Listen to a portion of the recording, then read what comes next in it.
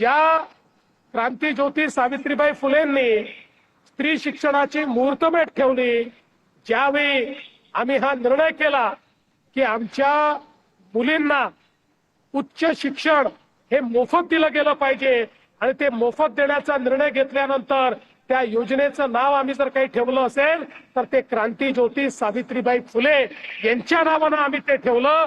आज माझ्या महाराष्ट्रातल्या मुली उच्च शिक्षण हे मोफत घेतायत, ते सावित्री आईंच्या नावानं घेतायत हे सांगताना मला आनंद वाटतो।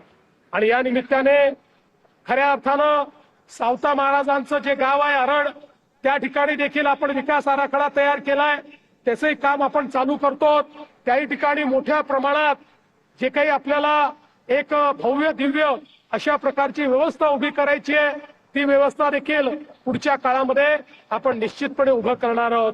आणि हे सगळं करत असताना मला हे देखील सांगितलं पाहिजे की शेवटी महात्मा ज्योतिबा फुलेंनी समाजाला मोकळा श्वास घ्यायला शिकवलं।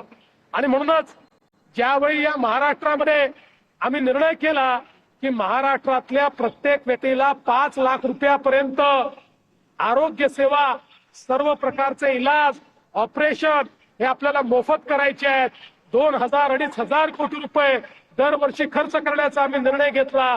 त्या योजनेचं नाव देखील आम्ही महात्मा फुले जनआरोग्य योजना ठेवलं।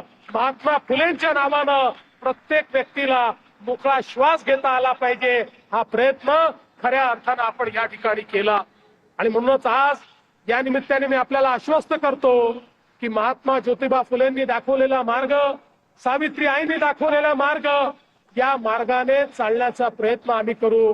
आणि खऱ्या अर्थानं आज या ठिकाणी एक अतिशय महत्वाची मागणी आलेली आहे आणि जया भाऊंनी सांगितलंय की या नायगावचं नाव हे सावित्री आईंच्या नावाने करायचं, अशा प्रकारची जी मागणी आली आहे, मी आजच आपल्याला आश्वस्त करतो, या ग्रामसभेने जर असा निर्णय घेतला आणि जया भाऊंनी तो निर्णय ग्राम विकास विभागाच्या तर्फे माझ्याकडे पाठवला तर बिना विलंब 1 मिनिटामध्ये आमचं मंत्रिमंडळ त्याला मान्यता देईल आणि या ठिकाणी खऱ्या अर्थानं नायगावचं नाव सावित्री आईंच्या नावाने करण्याचा निर्णय आपण करू, अशा प्रकारचा विश्वास आपल्या सर्वांना मी देतो। पुन्हा एकदा आपण दुरून इतक्या गावोगावून या ठिकाणी आलात त्याबद्दल आपल्या सर्वांचं स्वागत करतो। या यंत्रणेमध्ये आमचे जिल्हाधिकारी असतील, आमचे सीओ असतील, विशेषतः ग्रामविकास विभागाचे सचिव असतील, आमचे सर्व मंत्रिमंडळातले सहकारी असतील, या सगळ्यांनी जी मोलाची साथ हे स्मारक करण्याकरता या ठिकाणी जया भाऊंना दिली आहे, त्या सगळ्यांचं अतिशय मनापासून अभिनंदन करतो।